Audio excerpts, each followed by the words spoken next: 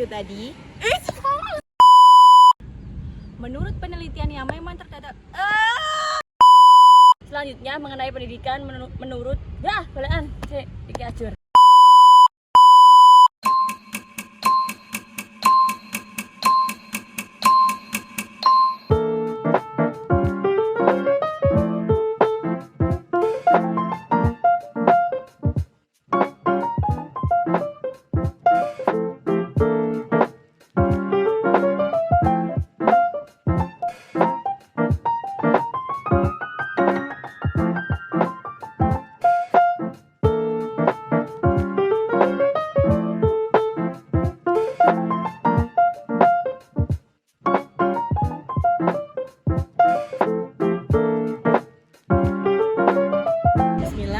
Assalamualaikum warahmatullahi wabarakatuh. Alhamdulillah wa syukurillah, la haula wa la quwata illa billah. Puji syukur kehadirat Allah Subhanahu wa taala yang telah memberikan kita nikmat sehingga kita dapat bersua kembali. Selawat serta salam mudah-mudahan tetap tercurahkan kepada junjungan kita Nabiullah Muhammad Rasulullah sallallahu alaihi wasallam yang telah menunjukkan kita dari gelapnya zaman jahiliyah menuju terangnya zaman Islamiyah. Di sini kami dari kelompok 5 akan mempresentasikan kala kami yang berjudul stratifikasi sosial. Pendidikan merupakan peranan yang amat menentukan bagi perkembangan dan perwujudan diri individu. Tingkat pendidikan seseorang mempunyai korelasi yang tinggi dengan kedudukan sosialnya. Sebagaimana pernyataan Nasution dalam bukunya Sosiologi Pendidikan menyatakan bahwa dalam berbagai studi, tingkat pendidikan tertinggi yang diperoleh seseorang digunakan sebagai indeks kedudukan sosialnya.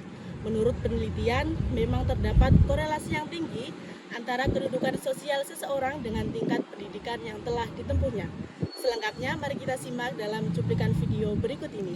SMP Negeri 7 Alasa di Kabupaten Nias Utara hanya memiliki 2 ruang kelas dan 1 ruang guru. Siswa duduk di atas susunan papan dengan meja berupa selembar papan yang dipadati 5 siswa. Siswa juga tidak memperoleh buku bacaan dan alat peraga penunjang pendidikan.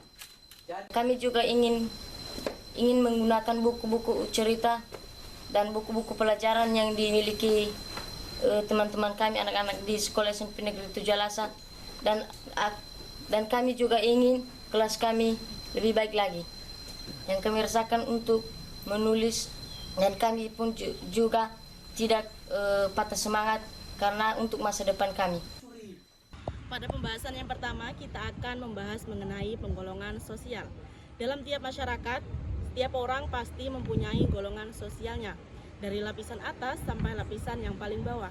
Dengan demikian, terjadilah stratifikasi sosial. Istilah lain stratifikasi sosial adalah penggolongan sosial. Berasal dari kata stratum yang artinya lapisan, sedangkan sosial berarti masyarakat. Jika keduanya digabungkan, maka stratifikasi sosial adalah lapisan masyarakat. Namun, secara umum berarti penggolongan masyarakat ke dalam kelas-kelas yang disusun bertingkat. Dasar penggolongan stratifikasi sosial antara lain yaitu kekayaan, kekuasaan, dan pendidikan. Selanjutnya yakni jenis stratifikasi sosial. Yang pertama adalah stratifikasi sosial tertutup, yang berarti lapisan sosial tersebut akan membatasi seseorang untuk berpindah dari satu lapisan ke lapisan lain. Yang kedua, stratifikasi sosial terbuka. Pada sistem ini, setiap orang akan memiliki kesempatan naik ke lapisan sosial yang lebih tinggi berkat kemampuan mereka.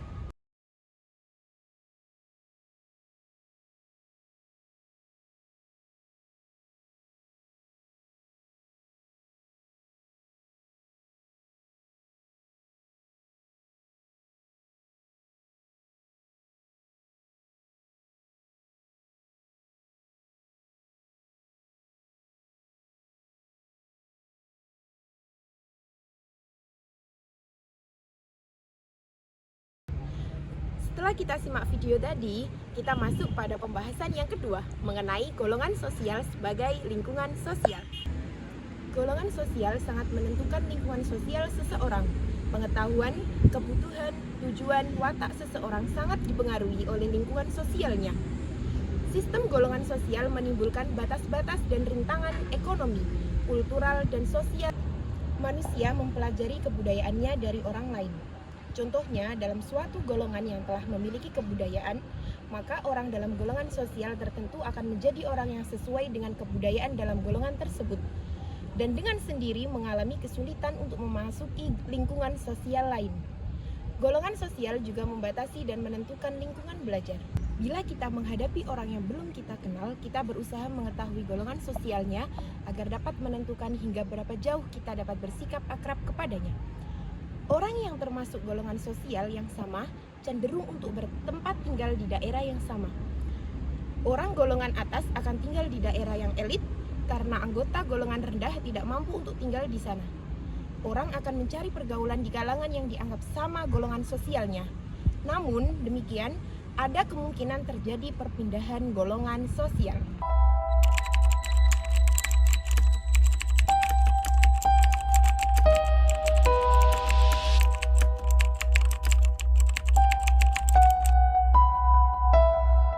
Hal yang menjadi pertanyaan adalah, sudahkah upaya penyediaan permukiman mencerminkan keadilan sosial dan pemerataan kesejahteraan rakyat Indonesia?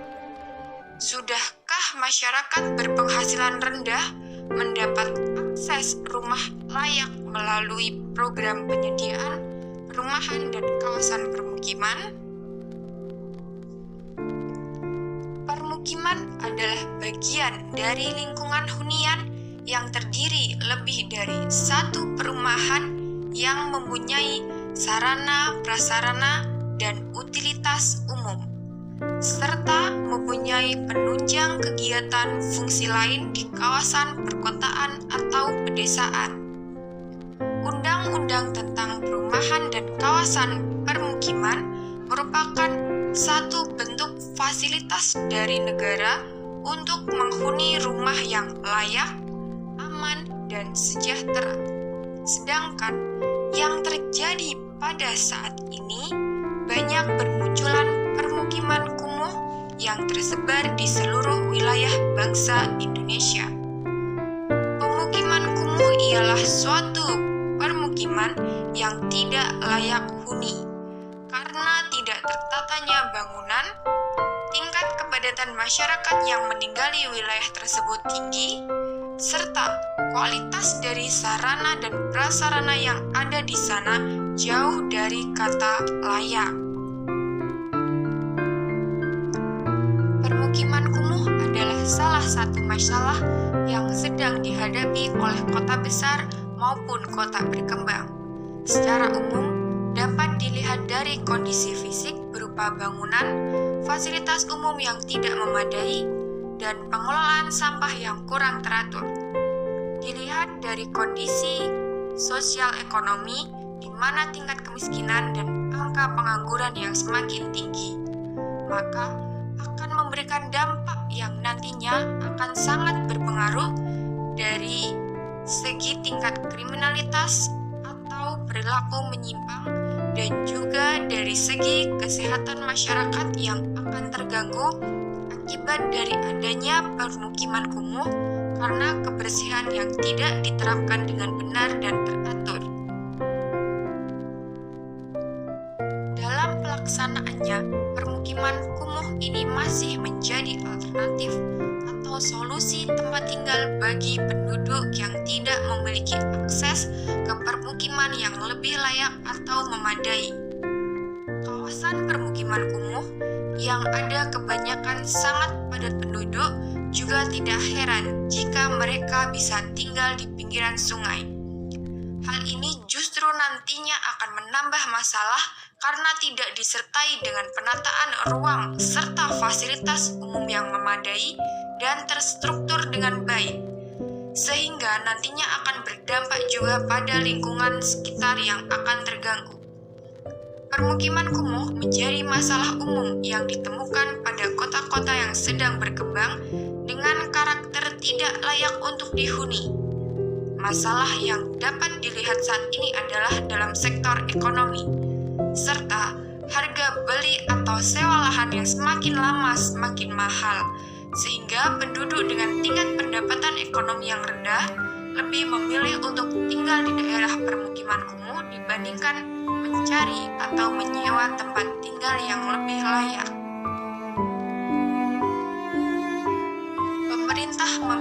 kewajiban untuk memberikan pelayanan penyediaan perumahan bagi masyarakat sesuai dengan Undang-Undang Nomor 1 Tahun 2011 tentang Perumahan dan Kawasan Permukiman Pasal 19 yang menyebutkan bahwa penyelenggaraan rumah dan permukiman dilaksanakan oleh pemerintah, Pemda, dan atau setiap orang untuk menjamin hak setiap warga negara untuk menempati, menikmati, dan atau memiliki rumah yang layak dalam lingkungan yang sehat, aman, serasi, dan teratur.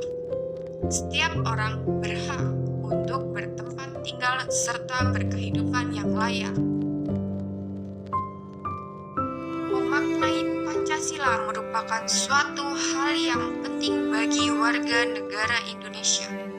Setiap sila yang ada dalam Pancasila merupakan pedoman warga negara Indonesia dalam hidup bernegara dan harus dipenuhi setiap hak dan kewajibannya agar tercapai cita-cita bersama. Pemerataan pembangunan menjadi salah satu upaya dalam mewujudkan keadilan sosial bagi warga negara Indonesia. Dalam pembangunan permukiman yang berkeadilan sosial, perlu adanya kerjasama dan komitmen yang baik antara berbagai belah pihak, mulai dari masyarakat hingga pemerintah.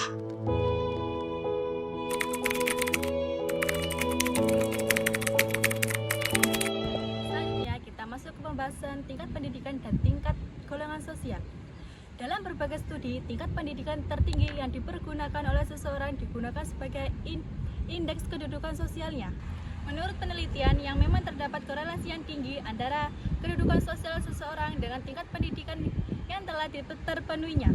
Walaupun tingkat sosial seseorang tidak dapat diramaikan sepenuhnya berdasarkan pendidikannya, namun pendidikan tinggi bertalian erat dengan kedudukan sosial yang tinggi. Perbedaan sumber pendapat yang juga mempengaruhi harapan orang tua tentang pendidikan anaknya. Sudah selayaknya orang tua yang berada mengharapkan anaknya kelak memasuki perguruan tinggi. Karena hanya universitas mana dan jurusan apa di samping tentunya kemampuan dan kemauan anak. Sebaliknya, orang tua yang tidak mampu tidak akan mengharapkan pendidikan yang demikian tinggi. Pendidikan cara Belanda itu setidak-tidaknya punya 3 unsur yang sangat spesial menurut saya. Dan yang sampai hari ini tidak ada penggantinya di dalam pendidikan Indonesia sekalipun. Itu aku juga ngeliat ada beberapa temuan yang didapatkan bahwa kalau orang miskin anak-anak Indonesia itu memiliki sekitar 87% pendapatan yang lebih rendah dibandingkan mereka yang tidak miskin gitu. Jika ilmu pengetahuan masih terbatas dan cara penyampaiannya masih berada di luar jangkauan murid, guru menjadi sumber ilmu pengetahuan. Tetapi di masa sekarang ketika sumber ilmu pengetahuan bisa diakses setiap hari 24 jam sehari 7 kali seminggu, ya guru sudah tidak berperan sebagai sumber lagi. Sebenarnya kalau soal jurusan-jurusan gitu semuanya itu pinter. Semua orang itu kan pinter sebenarnya pada dasarnya. Mau dia jurusan IPA kek, mau dia jurusan IPS kek. 1000 sekolah terbaik itu 70% berasal dari Pulau Jawa. Dengan kedudukan atas bawah sudah tidak relevan lagi. Guru dan murid sekarang sejajar. Guru bisa mengakses, murid bisa mengakses. Guru sudah sejajar. Perannya adalah fasilitator. Betul. Film itu kan makna tersiratnya itu yang kaya akan selamanya kaya, yang miskin akan selamanya miskin. Kecuali ada keajaiban jatuh dari langit kan. Nah, anak milenial, anak generasi Z, generasi digital yang udah melek teknologi mau daftar PNS, saya bilang malu ah. Kamu ngapain melek digital tapi masih mau jadi PNS? Itu profesi mbah kamu, mbah buyut. Apakah sifat guru seperti ini tuh emang sifat-sifat yang berasal dari mental-mental zaman dahulu gitu? Kenapa saya tidak mau menggunakan kata tidak mampu? Tidak mampu itu seginya banyak, Mas. Tidak mampu dalam segi ilmunya kah? Tidak mampu dalam segi sosialnya kah? Tidak mampu ekonominya kah? Tidak mampu hubungannya kah? Hubungan keluarganya kah? Kan banyak. Tapi kalau kaya dan miskin jelas faktor ekonomi. Dan di atas segala-galanya adalah bagaimana setiap anak merasakan bahwa negara memperhatikan masa depan saya.